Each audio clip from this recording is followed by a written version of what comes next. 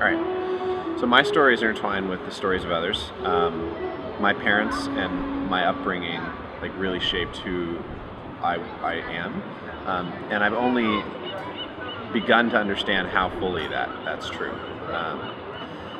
As a child, you go through experiences that you don't really have the vocabulary or language or experience to unpack until you're older, and then you look back and you're like, oh wow, that helped make me who I am. So my mother's family came from Iran after the revolution. My mother was already here. She met my father at the University of Chicago. She had to drop out of school because all of a sudden she lost all her financial support, and she started a company. So she was an entrepreneur. She, was like, how am I going to make rent next month? And she goes to this trade show in Chicago and meets these Japanese household goods retailers that were making homemade ice cream makers and stuff like that. And they didn't have distribution in the United States, so she helped them get into Sears and Crate and Barrel, and then they ended up. She became Entrepreneur of the Year in the state of Illinois and spoke at Harvard Business School. And this she came to this country without speaking English, and she made it. And then 7 years after getting married, she had me unexpectedly. It wasn't really planned, and she decided to turn her whole life around. She sold her company to a supplier, and they moved to Southern California so I could grow up around. She was the eldest of 5 brothers and sisters, so I have all these aunts and uncles, and I was the oldest cousin, so I've got 10, 11 cousins, and they all live within an hour's drive, and several of them are entrepreneurs. Actually, almost all of them are. And they all have a very similar story, and it's the American dream story of, we came to this country, we lost everything where we were, we had everything in Iran, we lost everything, we came here with nothing, we worked really hard, we taught ourselves what, we either went to school or self-educated to learn what we needed to learn, we were curious, and this is a country that welcomes and accepts people and rewards hard work, and so my uncle, for example, is a hero for me. He was 16 when the revolution happened. When he realized his parents couldn't pay for school anymore, he decided to go to North Dakota, and he worked in the oil fields for 2 years. In order to save money, only had 1 meal a day at a buffet, which he thought was the greatest American invention, right? You can eat as much as you want. It's probably not good for him, but he would send home whatever he'd saved to his mom and dad back in Southern California. And then 2 years later came back, and he got an ice cream truck, and now he runs the largest ice cream distribution company in the West Coast, or one of the largest in the U.S. And he's got over 100 people working for him. So I think without being told this, the implicit message to young Francis was, this is a land of freedom and opportunity where anything's possible, and you have so much potential as a human being, and life is full of both sorrow and joy, but the question is, what are you going to do with your life, right? What is your story going to be? And that's up to you. And it's funny because I realized it was only 6 months ago or a year ago when I realized, oh my gosh, that's what my product is all about. Everest is all about, what are you going to do with your life? It's almost like a mirror that shows you not who you are, but who you could be, and saying okay, how do you go do that, right? You have so much potential. This is a place where things are possible. What do you need to do? What are the steps you need to take? Who are the people you need in your life? Blah blah blah. So that's sort of my upbringing.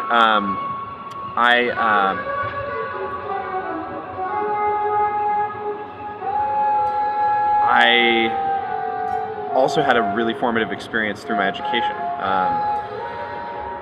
And I studied history primarily in college. And I think one of the things that I think history teaches you is to look for trends and understand how individuals can shape them. If you think about it, as one person, you're totally powerless, right? There's 6 billion people on the planet. You're like a speck, right? So how is it that anyone ever changes history or makes a difference or does anything that is like significant. And there's sort of two schools of thought in history. The one school thinks that like basically history should be written as a story of impersonal forces like class structures and money flows and power structures and things like that, right? That like really matter. And that basically individuals are someone insignificant, could have been somebody else, it would have happened the same way, or roughly the same way. The other sort of way of telling stories in history is like there's actually these individuals who are great men, like Julius Caesar, like Alexander the Great, like Napoleon, like Steve Jobs, right? Who somehow managed to like impose their will on the universe and like make something happen. And so which of these two ways of thinking about the world is correct? And I think that it's probably a paradox. Both are true. And the way to resolve the paradox is understanding that, you know, an individual like Steve Jobs, for example, in the 1970s is able to like walk into a lab at Xerox PARC and see these, you know, huge computers that are like taking up whole rooms, and see like some prototype stuff of like visual interfaces and just like light bulb. These huge things that basically can barely do math, right? And are so expensive are going to become smaller, more capable, more personalized, and are going to gobble up all these analog devices, like that clock over there, like that, you know, and they're going to have different form factors, and they're going to change everything. And that this is a mega trend. It's not just a trend, it's like a mega trend. And in the world today, there's like, you know, a very large number of trends, and some of them are more important, some of them are less important. But there's usually like one or two mega trends. They're like tsunamis, and they're not gonna just last for a year or two. They're gonna last for a decade. They're gonna last for multiple decades. And if you, like a surfer, you know, a surfer can't control the waves, can't control the ocean, but if you can learn how to ride the wave and sculpt it, you end up becoming like an agent of that megatrend. You end up sort of putting the stamp on what it looks like. And I think, you know, would I have this today? Would I have, you know, a smartphone or a laptop or a tablet, you know, without Steve Jobs? Absolutely, yeah. So to an extent, like he didn't really matter in that way. But what he did do was like he gave us Apple, right? And with its particular artistic, aesthetic, you know, take on how what technology should look like and feel like. And so that's like a little twist, like a little mutation that like propagates over time.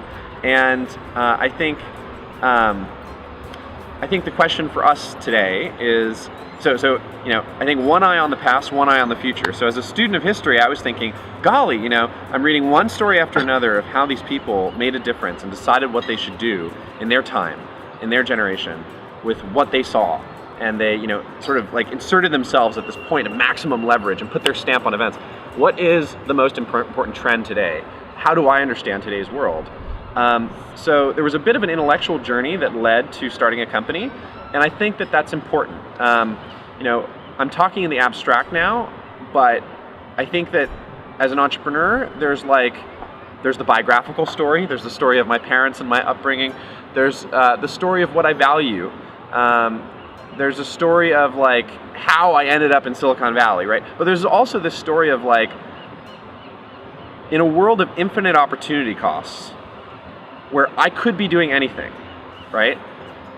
I could be working at any company, or I could be starting a business that's doing any number of different things. Why am I doing this thing, right? Why is this the answer to the options, right? You know, and I think that for me, this is what I thought. This is what I realized. I guess I realized that, let's say business is about creating value and capturing some percentage of the value you create, right? That's how Peter Thiel defined it, and I think that's a good definition.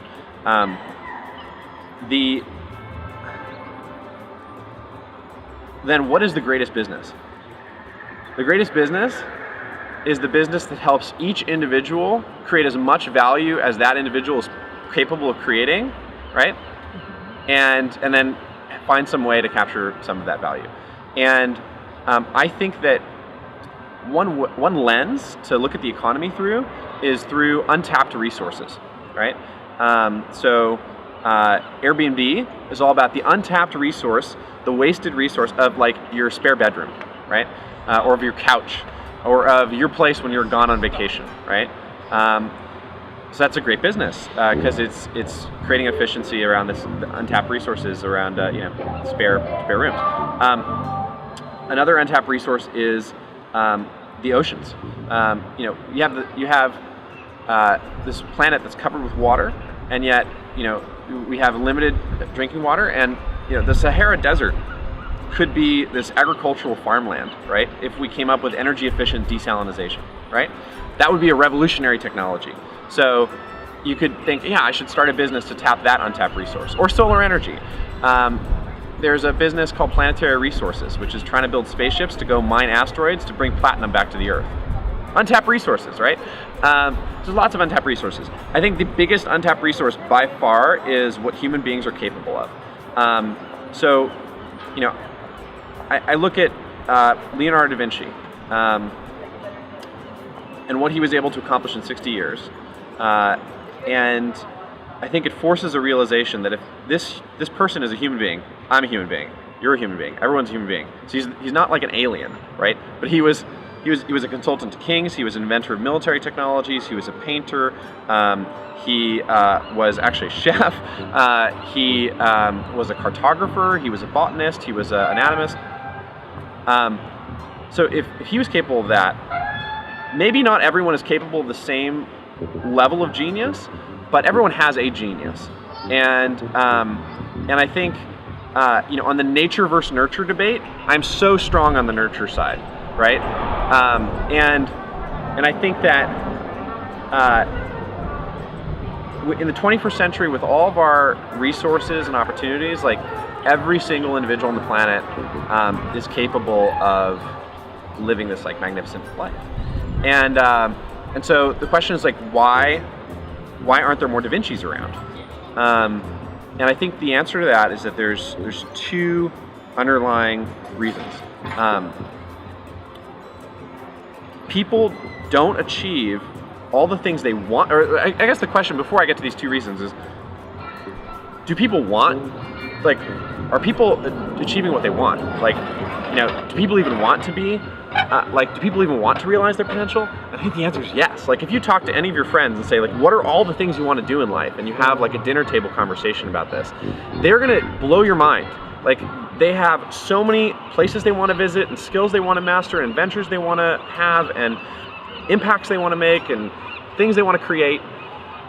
So people have things they want to do in life, they just don't do them. And the two reasons why is there's a chronic lack of organization and a lack of support. So if you ask that friend after you get them to tell you all these things that they want to do, like, have you written these things down? Do you know what steps you need to take? Are you planning or tracking your steps? Do you have a way to fit these steps in your busy lifestyle?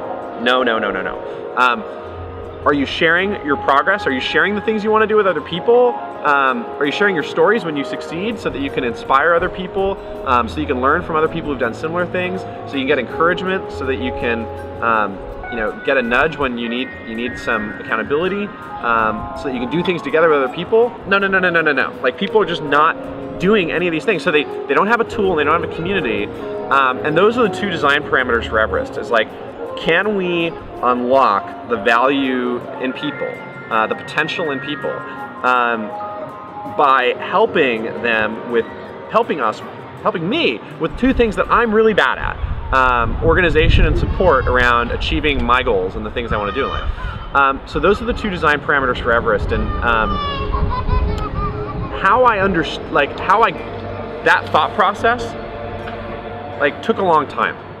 It took a long time for me to understand what the product basically needed to look like, what the iPhone app needed to look like, what the website needed to look like, and just on the basic feature level. And we're still iterating on this. And my co-founder Victor and the whole team has actually been, I'm definitely never going to say that Everest is my idea at all. I mean, this is the sort of idea that. It's like Sir Francis Crick discovering DNA. He didn't invent DNA. It wasn't his idea. He's just like, there's this thing here, and I'm trying to figure what is it, and sort of you eventually get there. And we're still getting there. We discovered it, but like, do we understand DNA fully? No. I think this is sort of like, if we can figure out how to split the atom on this, like, that'll be really exciting. It's a problem worth working on. It may be such a big problem that it's a hard problem. Maybe the sort of thing that, like, this is the sort of thing I'm ready to spend the rest of my life on. I'm ready to, run out of money doing and keep going. Like, I just basically won't accept failure. Like, as long as there's breath in my lungs, I'm going to work on this because it's just that important to me. And so that's one narrative I can give you. But the actual biographical life story is, I went to college. I tried to do so many different things. I was on the crew team. I was in ROTC. I was writing for the student newspaper. I joined like a business fraternity and was thinking about going into investment banking and hedge funds. I ended up, basically starting a business with my best friend in high school, which was a design firm. And that's sort of like what lured me into entrepreneurship and technology. I was motivated to make enough money so I could travel and live the life of my dreams. And this is way before I had ever thought about Everest. I just wanted to I was so excited about life. Like, life is an intoxicating thing. It's so exciting and beautiful and amazing.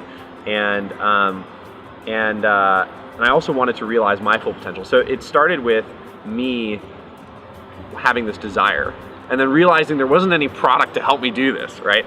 But it was still years before Everest. So I ended up consulting for this Swedish technology guy, and then interning at Google, and then doing a project my last year in school that sort of, I won't go ahead and describe it, but this project sort of started me on this path of deciding not to go back to Google and come to Silicon Valley. And then I came here right after graduating in June 2011. And for 6 months, I was meeting people and trying to find co-founders and investors and advisors. And then through some guy I met at an airport, I ended up meeting our first investor. And it was January 2012. And New Year's Day, this investor was like, all right, I'm in, go get the rest.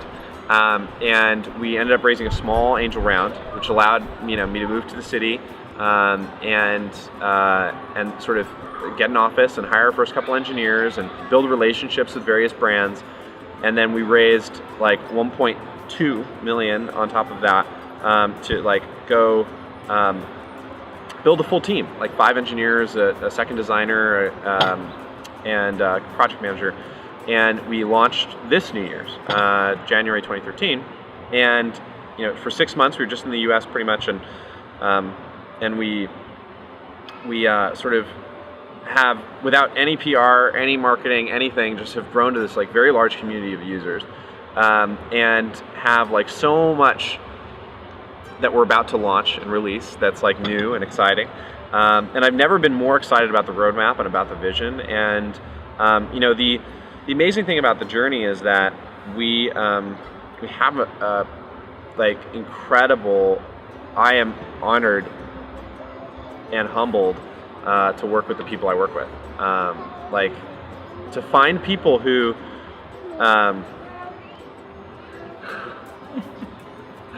so cute. To find people who care about this enough to quit their jobs and to work late into the night and to fight for it is so rewarding. And then to see the stories of we had an intern over the last 3 months who did nothing all day long other than look for stories of just write down the stories of the things people were doing in the platform. Because there's so many things people are using Everest to accomplish, and there's gems in there that we're just not surfacing. And it's amazing to think that this thing that we pushed out into the world is sort of touching people's lives, sort of helping to remind them of of this sort of thing.